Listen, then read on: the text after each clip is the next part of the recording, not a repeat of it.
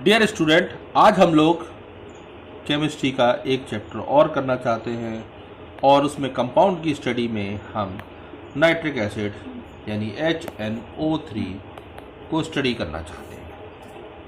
अगर देखा जाए तो शुरू के समय में नाइट्रिक एसिड को एक्वा फोर्टिस बोला जाता था। एक्वा फोर्टिस को अगर हम लोग समझें तो इसका मतलब होता है स्ट्रॉन्ग वाटर। तो एक्वा फोर्टिस का मतलब है स्ट्रॉन्ग वाटर। इसके पीछे कारण जो था वो ये था कि जो नोबल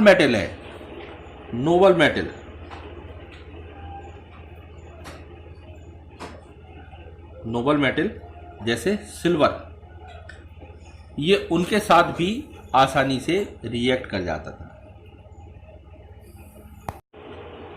तो इसे नोबल मेटल यानी सिल्वर जैसे मेटल को भी ये रिएक्ट कर सकता था और उस दौरान और जो एसिड थी वो नोबल मेटल के साथ रिएक्ट नहीं होती थी, इसलिए इसे नाम दिया एक्वा फोर्टिस। अगर हम बात करते हैं इसके अकरेंस की, तो नाइट्रिक एसिड के अगर हम अकरेंस की बात करते हैं तो ये दो स्थितियों में पाया जाता है। एक फ्री स्टेट में एसिड रेन के rook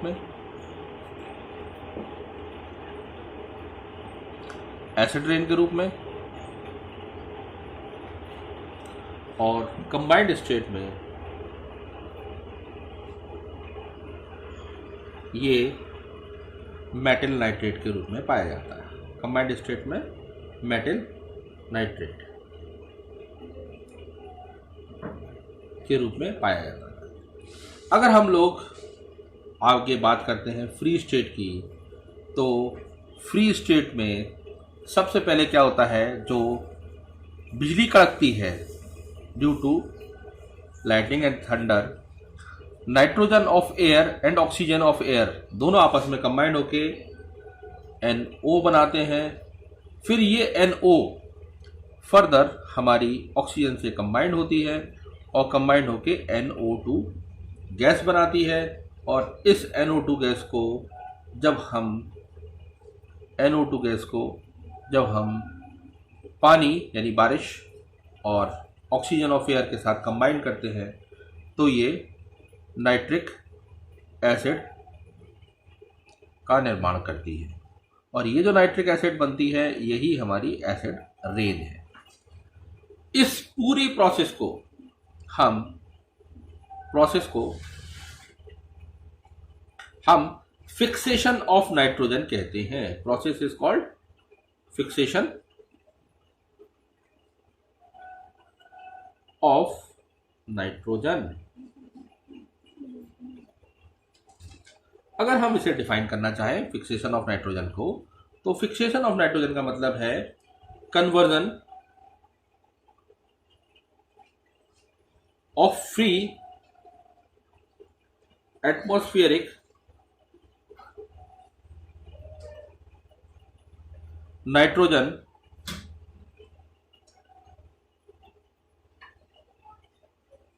to useful nitrogenous compounds. यानी कि ये जो नाइट्रिक एसिड बनती है एटमॉस्फेयर के माध्यम से, ये पूरी की पूरी ज़मीन में मौजूद मेटल के साथ मिलती है और उस स्थिति में ये मेटल नाइट्रेट बनाती है। एटमॉस्फेरिक एयर का मेटल नाइट्रेट में कन्वर्ट होना जो है ये फिक्सेशन ऑफ नाइट्रोजन कहलाता है। अब हम लोग बात करते हैं lab preparation of nitric acid के बारे में।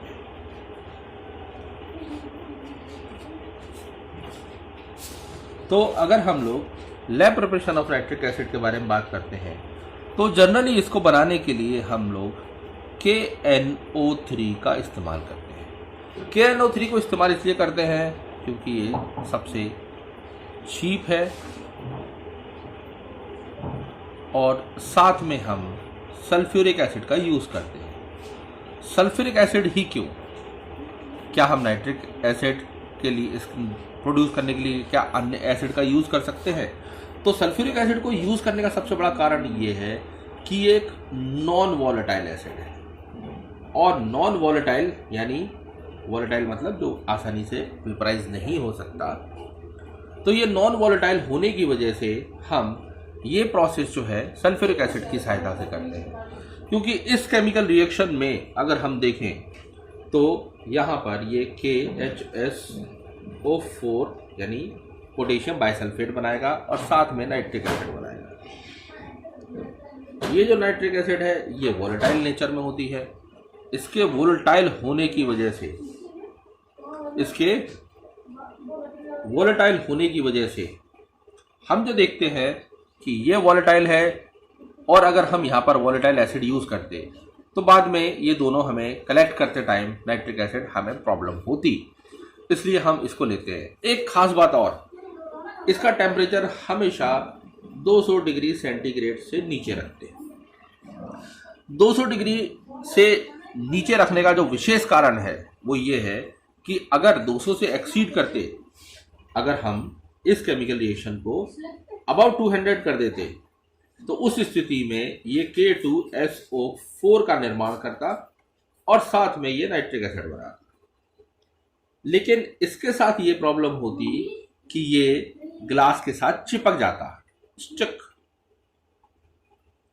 विथ ग्लास, और ग्लास के साथ चिपक जाता तो हमारे जो भी बर्तन हैं जिनमें हम इसका लैब प्रिपरेशन कर रहे हैं वो सारे के सारे हमारे ठीक बेकार हो जाते, दोबारा यूज करने लायक नहीं रहते। इसलिए इस केमिकल रिएक्शन को हमेशा हम ये करने की कोशिश करते हैं, ना कि अबव 200। अब जब हम लोग केमिकल रिएक्शन की बात करते हैं तो अगर हाई टेम्परेचर होगा तो उसमें दो समस्याएं आएंगी। एक इट में डैमेज, हाई टेम्परेचर जो है मे डैमेज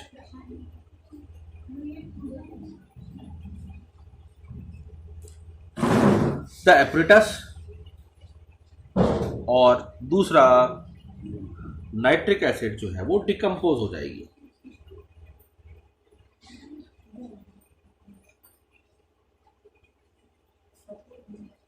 अगर नाइट्रिक एसिड डिकम्पोज हो गई तो फिर हमारे लिए फिर फायदा क्या हुआ? इसलिए हम हाई टेम्परेचर जो है ये कहीं पे भी फेवर नहीं करता, डैमेज द एपरेटस। लेकिन अगर हम लोग इसी में बात करें एसिड की तो वो हम लोग यहाँ पे डिस्कस कर ही चुके हैं कि केवल यही है जो नॉन वॉलेटाइल है, इसको इसलिए हम यहाँ पर यूज़ करते हैं, और इसके लिए हम लोग डिस्कस कर ही चुके हैं कि ये जो है हम सस्ता होने की वजह से नाइट्रेट लेते हैं। हम नाइट्रेट कोई और भी लेते तो वो भी हमें आसानी से ये सेम प्रोडक्ट देता, पर टेम्परेचर का हमें विशेष ध्यान रखना है इस केमिकल रिएक्शन में। ये तो हो गया हमारा लैब प्रिपरेशन। बात करते हैं manufacture of nitric acid. Manufacture को देखा जाए तो ये एक विशेष प्रोसेस है जिसे वैज्ञानिक के नाम पर संबोधित किया जाता है, और वैज्ञानिक का नाम है ऑस्टवर्ड्स प्रोसेस, OSTWALD, ऑस्टवर्ड्स प्रोसेस। इस प्रोसेस में हम आसानी से नाइट्रिक एसिड जो कारखाने के लिए ज़रूरत पड़ती है उनको मैन्युफैक्चर करते हैं। इसको अगर हम देखें तो हम इसको यहाँ पर एक फ्लो चार्ट से समझते हैं। फ्लो चार्ट में हम लोग सबसे पहले जो बर्तन है उसमें नाइट्रिक एसिड लेते हैं। नाइट्रिक एसिड के लिए ड्राई अमोनिया लेते हैं। ड्राई अमोनिया हमने लिया और साथ में हम ऑक्सीजन लेते हैं। ड्राई अमोनिया और ऑक्सीजन को आपस में हम लोग मिलाते हैं, ये भी ऑक्सीजन भी ड्राई होता है, और दोनों को कंबाइन करते हैं तो यहाँ पर एक कैटलिस्ट चैम्बर होता है। इस चैम्बर में हम लोग ले जाते हैं कैटलिटिक चैम्बर, ये दोनों जो सूखी हवाएं हैं, इन दोनों को, ड्राई को,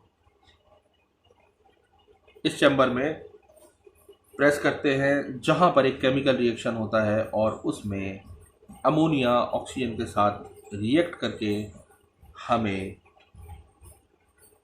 NO गैस देती है और साथ में हमें वाटर देती है और हीट रिलीज करती है। ये जो NO गैस हमको प्राप्त हुई, ये आगे फर्दर हमारे हीट एक्सचेंजर में जाती है और यहाँ पर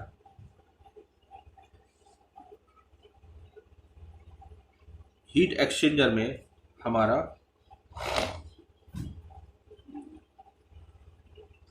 हीट एक्सचेंजर में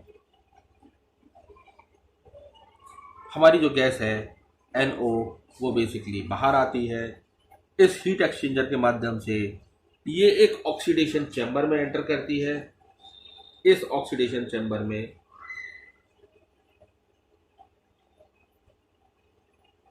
ये फर्दर ऑक्सीडाइज्ड होती है और NO जो गैस है ये O2 के साथ मिलकर NO2 गैस बनाती है।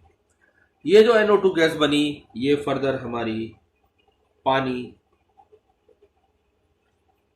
की प्रेजेंस में, पानी और ऑक्सीजन के साथ, यानी NO2 plus H2O plus O2 तीनों मिलकर हमें नाइट्रिक एसिड देती है और इस प्रकार हम नाइट्रिक एसिड बनाते हैं। ये जो है हमारी नाइट्रिक एसिड बनी और इस प्रकार हम इस प्रोसेस में नाइट्रिक एसिड बनाते हैं। लेकिन ये जो प्रोसेस जितना सरल लग रहा है इतना सरल नहीं है, इसमें कुछ और चीज़ें शामिल है। हम कोशिश करते हैं कि इन दोनों गैसों का हाई रेशो यूज़ करें, high ratio of dry ammonia and dry oxygen gas, ताकि इन दोनों के बीच में जो रिएक्शन है वो रिएक्शन आसानी से हो सके और ये गैस जो है आसानी से कैटालिटिक चैम्बर में जा सके। इस दौरान अगर हम लोग बात करते हैं इस पूरे केमिकल रिएक्शन में, तो हमें देखा जाए इस केमिकल रिएक्शन में हम बेसिकली, चूंकि इसमें हीट रिलीज हो रही है, रिएक्शन एक्सोथर्मिक है, इसलिए हमें लो टेम्परेचर की ज़रूरत होती है। लो टेम्परेचर क्यों? क्योंकि ये एक्सोथर्मिक है, क्योंकि ये एक्सोथर्मिक रिएक्शन है। लेकिन अगर हम लोग बात करते हैं, चूंकि इसमें सारी चीज़ें जो इन्वॉल्व हैं वो गैस है, इसलिए इसके लिए हमें हाई प्रेशर की ज़रूरत पड़ेगी। साथ ही साथ अगर हम लोग देखें तो हमें इस प्रोसेस में जो ज़रूरत है वो कैटलिस्ट की है। और अगर हम बात करते हैं कैटलिस्ट की, कैटलिस्ट के रूप में हम इसमें प्लेटिनम गॉज का इस्तेमाल करते हैं। प्लेटिनम वायर टाइप का होता है।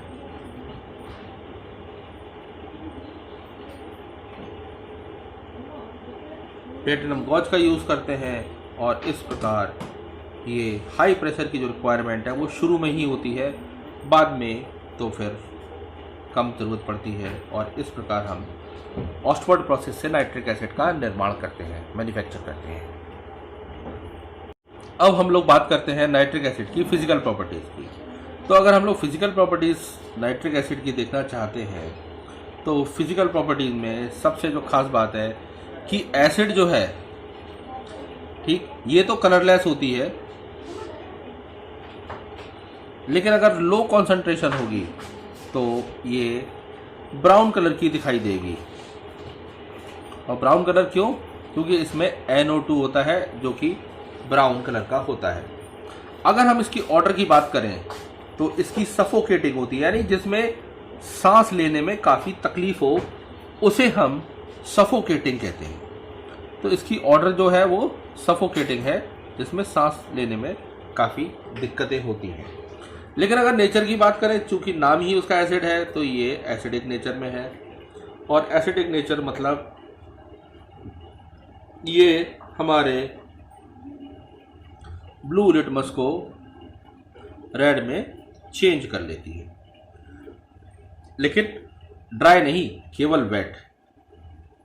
वेट लिटमस पेपर को ये चेंज कर सकती है ब्लू से रेड में, जो कि इसकी एसिडिक कैरेक्टरिस्टिक बताता है। लेकिन अगर हम लोग नेचर की बात करें तो ये हाइग्रोस्कोपिक होता है। हाइग्रोस्कोपिक का मतलब है जो पानी, मॉइस्चर इत्यादि चीज़ों को अपने अंदर खींच सकता है, एब्जॉर्ब कर लेता है। हाइग्रोस्कोपिक एब्जॉर्ब्स मॉइस्चर, इसलिए इसका यूज हम ड्राइंग एजेंट के तौर पे भी कर सकते हैं। रही बात सॉल्युबिलिटी की, तो ये पानी में इजीली सॉल्युबल है या हाईली सॉल्युबल है। हम लोग कह सकते हैं इजीली सॉल्युबल इन वाटर, ये इसकी मेन फिजिकल प्रॉपर्टीज होगी। अब हम लोग इसी में बात करते हैं केमिकल प्रॉपर्टीज की। तो नाइट्रिक एसिड की अगर केमिकल प्रॉपर्टीज की बात करते हैं तो सबसे पहले अगर देखा जाए तो ये इजीली डिकम्पोज हो जाता है,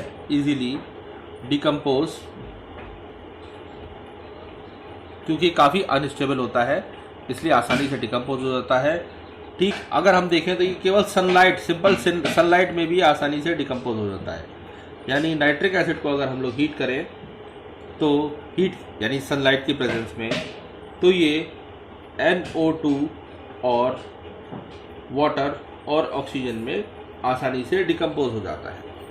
लेकिन अगर हम लोग इसको रिएक्शन कराएं विथ एल्कली के साथ, जैसा हम लोगों ने पढ़ा है कि एसिड जब भी एल्कली यानी बेस के साथ रिएक्ट करती है तो बेस या एल्कली तो ये सॉल्ट और वाटर देती है। यानी नाइट्रिक एसिड आप रिएक्ट कराएंगे तो जिस भी मेटल का ये बेस या एल्कली होगी उसका कॉरस्पॉन्डिंग सॉल्ट मिलेगा और साथ में आपको वाटर भी मिल जाएगा। अगर हम सिंपली देखते हैं K2O के साथ, तो ये K2O के साथ डायरेक्ट नाइट्रिक एसिड ने रिएक्ट किया और इसने बहुत आसानी से नाइट्रेट बना दिया मेटल का और साथ में वाटर रिलीज कर दिया। तो हम ये देख रहे हैं कि ये डायरेक्ट केमिकल रिएक्शन कर रहा है, इसमें ऐसा कुछ नहीं है जिसके लिए हम देखें तो ये डायरेक्ट नाइट्रिक एसिड के साथ रिएक्ट कर रहा है और कॉरस्पॉन्डिंग जो भी मेटल है उसकी नाइट्रेट बना रहा है और साथ में वाटर रिलीज कर रहा है।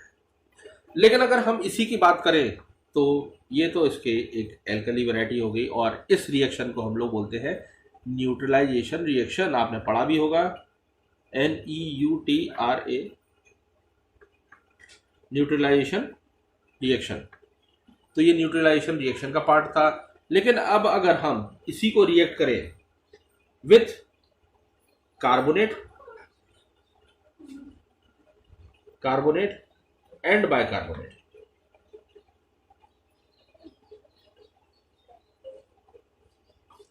तो उस स्थिति में हम देखेंगे कि ये कार्बोनेट या बाइकार्बोनेट के साथ जब रिएक्ट करती है तो ये सबसे पहले हमें मेटल जो भी हम बना रहे हैं मेटल कार्बोनेट यानी सॉल्ट देगी, एक मेटल नाइट्रेट देगी और वाटर और साथ में CO2 गैस रिलीज होगी।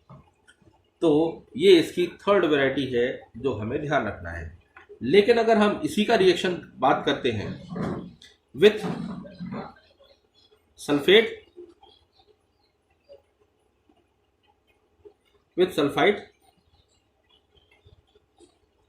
एंड बाइसल्फाइड, तो उस स्थिति में ये रिएक्ट होकर सबसे पहले मेटल नाइट्रेट तो देगी यानी सॉल्ट के रूप में और साथ में वाटर और SO2 गैस देगी। तो हम ये देख रहे हैं कि सल्फाइड और बाइसल्फाइड के साथ तो ये आसानी से SO2 गैस देता है, कार्बोनेट बाइकार्बोनेट के साथ ये CO2 गैस देता है और इस तरह ये रिएक्शन प्रोसेस करता है। लेकिन अगर हम इसी में एक कैटेगरी और बढ़ाते हैं और वो कैटेगरी है हमारी reaction with non metals, metals देखते हैं। नॉन मेटल्स वाले जो ये है ये बहुत इम्पॉर्टेंट है क्योंकि एग्ज़ाम में यही दिए जाते हैं, इसलिए मैं स्टार लगा के आपको इन्हें बता रहा हूँ। अगर ये कार्बन के साथ रिएक्शन करें, नंबर 1 कार्बन यानी C प्लस HNO3, उस स्थिति में ये हमें CO2 H2O और हमें NO2 देंगे। अब हम इसको बैलेंस कर देते हैं, ये 4 हो जाएगा, ये हो जाएगा हमारा 2 और ये हमारा फिर से 4। अब अगर हम इसी के साथ में देखते हैं, अगर ये सल्फर के साथ रिएक्ट करता है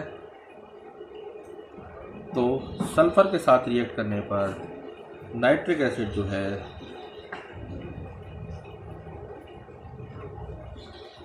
जब सल्फर के साथ रिएक्ट करेगा तो उस स्थिति में ये हमारा H2SO4 बनाएगा और H2O देगा, साथ में ये हमें NO2 गैस देगा। बैलेंस कर लेते हैं तो ये यहाँ पर जो है N है 6 है, ये हो जाएगा 6, ये हो जाएगा 2 और ये हो जाएगा 6। अब हम लोग तीसरे इम्पॉर्टेंट नॉन मेटल से बात करते हैं और वो है फॉस्फोरस। फॉस्फोरस के साथ जब ये रिएक्ट करता है तो फॉस्फोरस का बेसिकली फार्मूला है टेट्रावैलेंट है फॉस्फोरस, तो ये उसके साथ रिएक्ट करता है और उस स्थिति में ये हमें NH3PO4 फॉस्फोरिक एसिड, वाटर और साथ में हमें NO2 गैस देता है। इस तरह हम ये देखते हैं कि चाहे कार्बन हो, चाहे सल्फर हो, चाहे फास्फोरस हो, कोई भी नॉन मेटल हो, ये सब सल्फ्यूरिक एसिड के साथ हमें एक ही रिएक्शन देते हैं। लेकिन अगर हम लोग इसमें मेटल्स की बात करते हैं, विथ मेटल्स, तो मेटल्स की स्टडी को भी हम लोगों ने 3 भागों में बांटा है। एक ऐसे मेटल्स जो नाइट्रिक एसिड से आसानी से रिएक्ट कर सकते हैं, जैसे अगर हम लोग बात करें कोल्ड नाइट्रिक एसिड के साथ, कोल्ड और डाइल्यूट के साथ,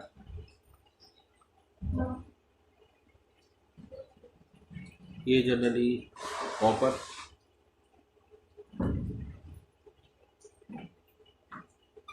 एक है जो नाइट्रिक एसिड के साथ रिएक्ट करता है और कॉपर नाइट्रेट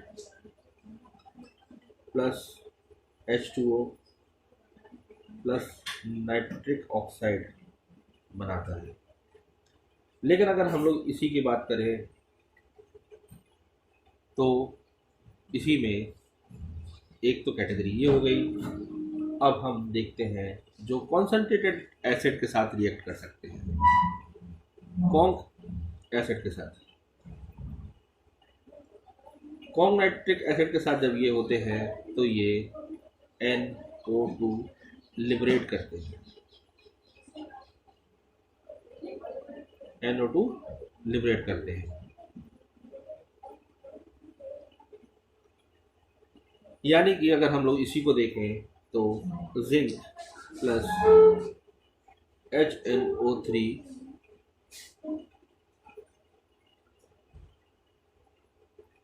ये रिएक्ट करके इसे हमें जिंक नाइट्रेट, वाटर और हमें NO2 गैस देता है। लेकिन अगर हम वेरी डाइल्यूट एसिड के साथ रिएक्ट करते हैं, वेरी डाइल्यूट, तो वेरी डाइल्यूट के साथ हमारे Mg या Mn ही रिएक्ट करते हैं और ये नाइट्रिक एसिड के साथ रिएक्ट करके हमें हाइड्रोजन लिबरेट करते हैं।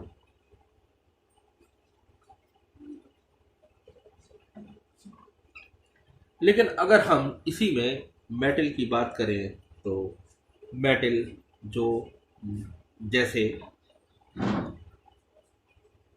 आयरन, एल्यूमिनियम, कोबाल्ट के साथ जब ये रिएक्ट करते हैं तो ये उनके ऊपर एक लेयर बना देते हैं, forms layer of metal oxide.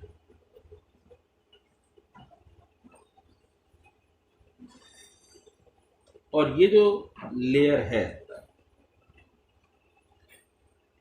ये लेयर फर्दर रिएक्शन को स्टॉप करती है और इस प्रोसेस को हमने नाम दिया है पैसिविटी। अगर हम लोग नाम दिया हम लोगों ने पैसिविटी, अब हम इसी को देखते हैं पैसिविटी को आगे। अब हम लोग बात करते हैं इसकी केमिकल प्रॉपर्टीज की। तो विथ एक्वारीगिया,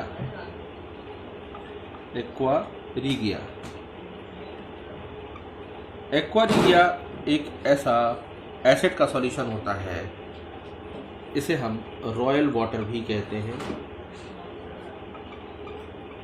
इसमें खास बात क्या है? इसमें खास बात ये है कि ये नोबल मेटल को भी डिसॉल्व कर सकता है, कैन डिसॉल्व नोबल मेटल। अब ये कैसे डिसॉल्व कर लेता है, इसमें क्या चीज़ होती है? तो अगर हम देखें तो हमारा एक्वारीगिया बेसिकली 1 पार्ट नाइट्रिक एसिड और 3 पार्ट HCl कंबाइंड होकर ये NOCl, जिसको हम लोग नाइट्रोसाइल NitroCOSyl नाइट्रोसाइल फ्लोराइड कहते हैं, ये बनाता है। ये एक एक्सप्लोजिव है और इसमें के साथ में ये हमारा वाटर बनाता है और साथ में क्लोरीन बनाता है। ये क्लोरीन को हमने जानबूझकर अलग से ब्रैकेट में डाला है क्योंकि इस क्लोरीन को हमने नाम दिया नेसेंट क्लोरीन।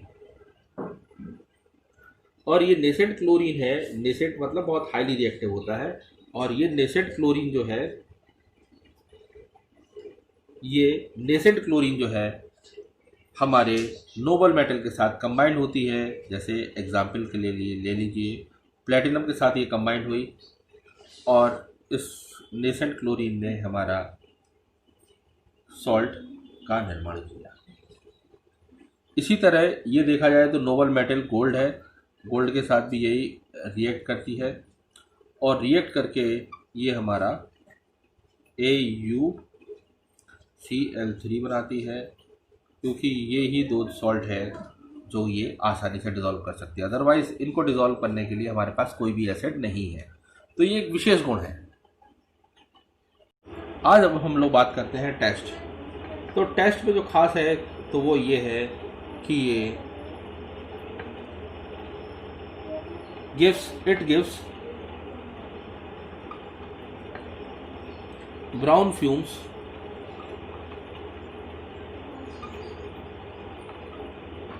on heating, क्योंकि ये NO2 फॉर्म करता है और NO2 जो गैस है वो ब्राउन रिंग फॉर्म करती है, इसलिए हम इसके प्रोसेस में कह सकते हैं। लेकिन अगर हम लोग इसी में दूसरा टेस्ट, ये कंफर्मेटरी टेस्ट है, on adding copper two nitric acid और nitrate solution,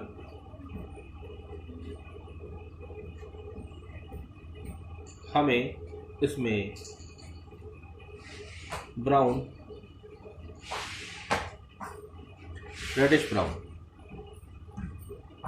reddish brown fumes मिलते हैं।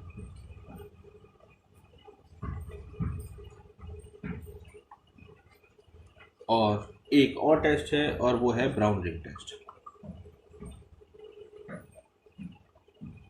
ब्राउन रिंग टेस्ट में हम लोग इसमें क्या करते हैं, जो भी हमें गिवन सॉल्यूशन है जिसमें हमें नाइट्रेट टेस्ट करना है, हम इसको FeCl3 फ्रेशली प्रिपेयर्ड के साथ मिलाते हैं और फ्रेशली प्रिपेयर्ड, और उसके साथ ये मिलकर हमें एक ब्राउन कंपाउंड बनाता है।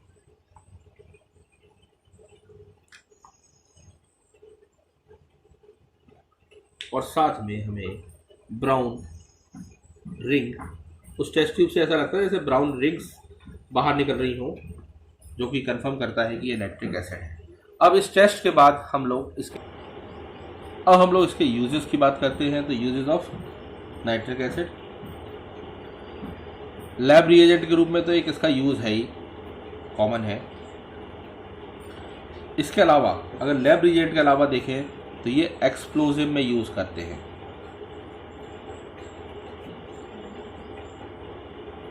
इसके अलावा सिंथेटिक फाइबर,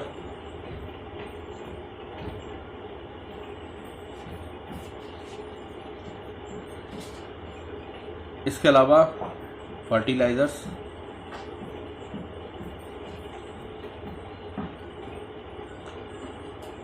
रॉकेट फ्यूल में यूज़ होता है, और इस तरह ये एक बहुत इम्पॉर्टेंट रिएजेंट है। तो आई थिंक ये आपको अच्छा लगा होगा। आप मुझे इसमें कमेंट करके बताइए, जिससे कि अगर कहीं कोई और चीज़ आपकी जानने की जिज्ञासा है तो मैं उसको फुलफ़िल कर सकूं। Please like and subscribe my channel, ताकि मुझे भी मोटिवेशन मिले। आपके कमेंट्स ही सही, लेकिन मुझे कुछ तो मिले, तो मुझे उससे और मोटिवेशन मिलेगा, ताकि मैं और अच्छा कर सकूं।